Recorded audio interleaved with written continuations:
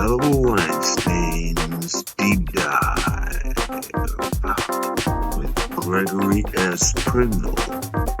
Deep Dive. Deep Dive. Deep Dive. Indelible Weinstein's Deep Dive. A deep dive. Deep dive. Welcome to the Deep Dive. Today we're tackling a subject you probably haven't spent much time thinking about. Right. Prison wine. Exactly. It's this surprisingly, complex world. It really is. I mean, it might sound pretty basic, maybe even a bit rough around the edges. Yeah. But when you actually look at the source material for this deep dive, it's basically a guide to the whole culture.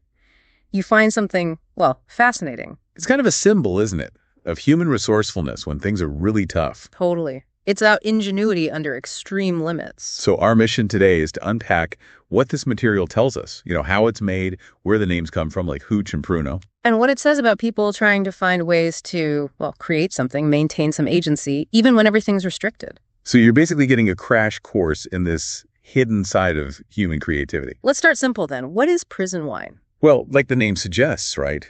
It's booze made by inmates. Inside prisons, yeah. Using whatever they can actually get their hands on. Which isn't much, usually. Not much at all. And it's got different names. The guide mentions pruno, that's a common one. Hooch, too. And Compton Thug Juice. That's quite a name. Yeah, quite colorful. Yeah. But the basic idea is always the same. You take stuff like fruit, sugar, maybe bread. You ferment it. Right. In whatever container, you can rig up a bag, maybe a flask, and you do it secretly. The material calls it a testament to human ingenuity, which you see even in the names, like hooch. That is a whole backstory. It does, yeah. Apparently, hooch comes from the Hoochinoo tribe. In Alaska? Yeah, back in the late 1800s. They made this strong homemade stuff from molasses and sugar, called it Hoochinoo. Which got shortened to hooch. Exactly. And then it just became the go-to word for, bootleg booze, homemade alcohol, especially during Prohibition in the U.S. Okay, that makes sense. What about pruno? Is that simpler?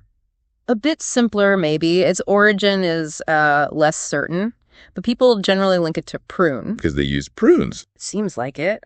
Early recipes probably relied on prunes, or prune juice, because they've got sugar, right?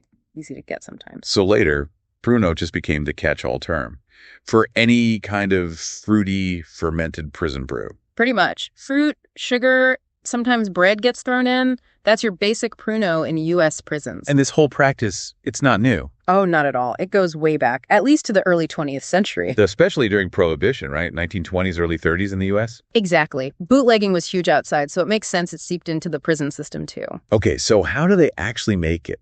The process sounds simple, but doing it inside must be the tricky part. That's the whole story, really. Resourcefulness. You've got hardly any ingredients, no proper equipment. Right. So walk us through it based on the guide. Step 1. Gathering. You need sugar, basically. So fruit is key oranges, apples, raisins, whatever you can scrounge. Sugar packets? Yeah, if you can get them. And bread, often, for the yeast. And the guide mentions things like getting a cafeteria job to get access. It does. Or even bribing someone, maybe with cigarettes, the guide suggests. It just shows the lengths people go to. It's not just about the recipe, it's the whole system you have to navigate. Okay, so you've managed to collect some stuff. Step 2 is the mash. Right. You got to crush up the fruit, get the juice out, then you add your yeast source. Bread's common. Sometimes it just kicks off naturally, though. And then fermentation. Step 3.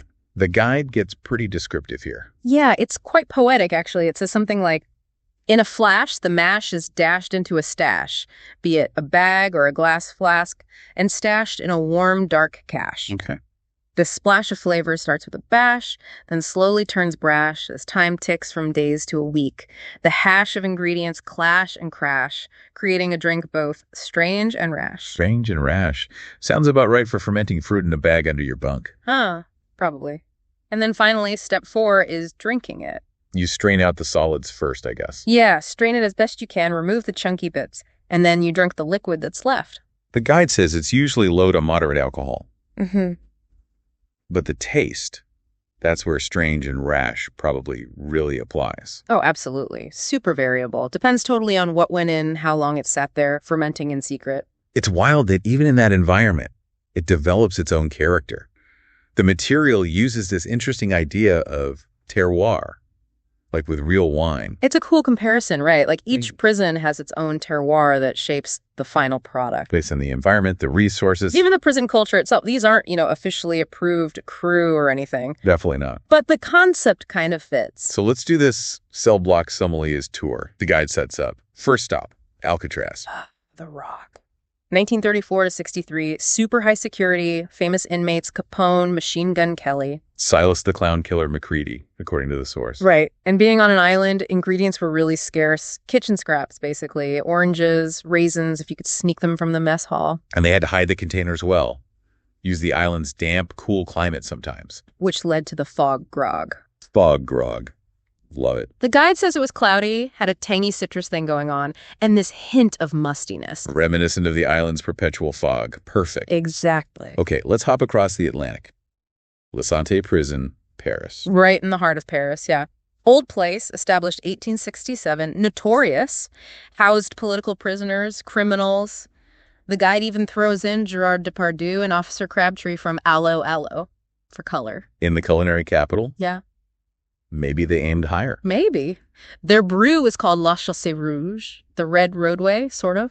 Made from beets, fruit peels, smuggled sugar cubes. Beets? Interesting. Yeah, they fermented it in containers hidden in the old stone walls. And the result? Deep red color, apparently. Yeah. Earthy from the beets, but with a surprisingly sweet finish. Bit of Parisian flair, maybe? Then there's San Pedro Prison in Bolivia. That place sounds unique. Totally unique. The guide paints this picture of a self-governed community. Inmates live with families, run businesses. Gift shops, restaurants. Yeah. An Airbnb. And Yeah. a prison wine bar. Seriously. Seriously. It's a whole micro-society. And they make Andean lightning. Using local stuff. Yeah, fermented corn like traditional chicha, plus cocoa leaves, sugarcane, Andean produce. Wow. And they ferment it out in communal areas. Batches apparently get traded like currency in the prison economy. That's incredible. What's it like? Potent, apparently. Cloudy, sweet, and tangy.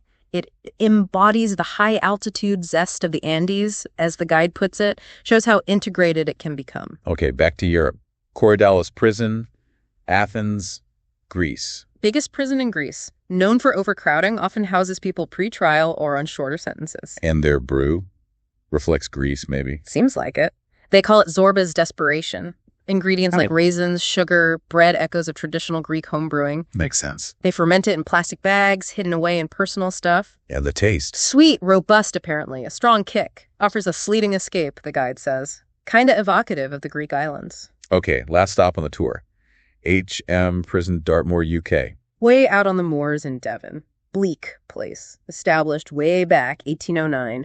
Known for harsh weather and, wild rabid sheep. The guy does mention wild rabid sheep and Bertie Buttons, Botcher, apparently Jake Botcher's grandfather, a famous inmate there. Right. Well, being in Devon, cider country. Their brew involves apples. Exactly. Scrumpy surprise made from leftover apple cores, sugar, bread yeast. Resourceful. Fermented in hidden spots. Sometimes even hollowed out books. And the cool, damp climate there actually slows down the fermentation. So it's like a rough cider. Yeah. Cloudy, tart, yeasty. The guide jokes, move over champagne. But it shows how even climate and local farming affect these things. These examples really drive home that terroir idea. Yeah. But there's also a story in the material about a specific individual, a legend, Matty Caprista. Ah, yes. Prisoner. Hashtag 47321. The king of prison wine. Tell us about Matty. Okay, so born 1898, Little Italy in New York.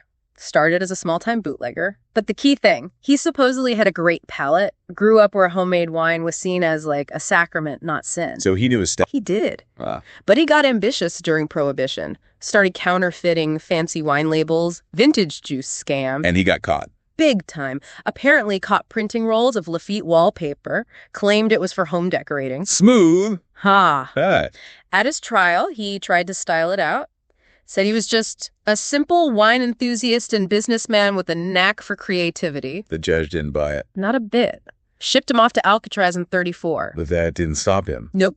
His creative fermentation continued. Straight away, he's scouting for scraps, fruit rinds, sugar, becomes the go-to guy for prison wine. The king. The king of prison wines, exactly. His fog grog became legendary inside Alcatraz. The guide even claims it was good enough that Al Capone kept coming back for more. Wow. That story really brings it down to the human level, doesn't it? The person behind the brew. It does. But, we have to be clear, as the material points out, there are big downsides. Absolutely. Making this stuff is illegal in prison. And dangerous. Health risks are serious. The methods aren't exactly sanitary. Contamination is a real worry. Botulism is a known risk with Pruno, for example. Right, those are crucial points. But despite all that, the fact that prison wine exists everywhere in all these forms, it says something, doesn't it? It really does. The guide argues it shows just how far people will go to, claim some agency, to keep cultural practices alive, maybe, to just create something, even when everything is trying to stop you. Yeah. From the fog grog in Alcatraz to the Andean lightning in Bolivia, each one reflects its specific place, the environment, the limited stuff available, the culture around it. It really hammers home that idea. Even locked away, the human spirit finds ways to, ferment creativity unexpectedly, celebrating their own, quote, unique terroir. It's been a pretty surprising journey, this deep dive, into a culture most of us never think about. Definitely highlights that resilience, that ingenuity people find when pushed to the limit. Makes you look at those really tough, restricted environments a bit differently. Yeah. Which kind of leaves us with a final thought, doesn't it? Something for you to think about. What other kinds of creativity, what other forms of ingenuity might be brewing under the surface, in places we overlook, or in really challenging situations? And what does that tell us about that basic human drive? The drive to create, to connect, no matter what. Thanks for joining me on this deep dive. Of course, it was fun. Until next time. For more wine news and wine articles, go to www.indeliblewinestein.com.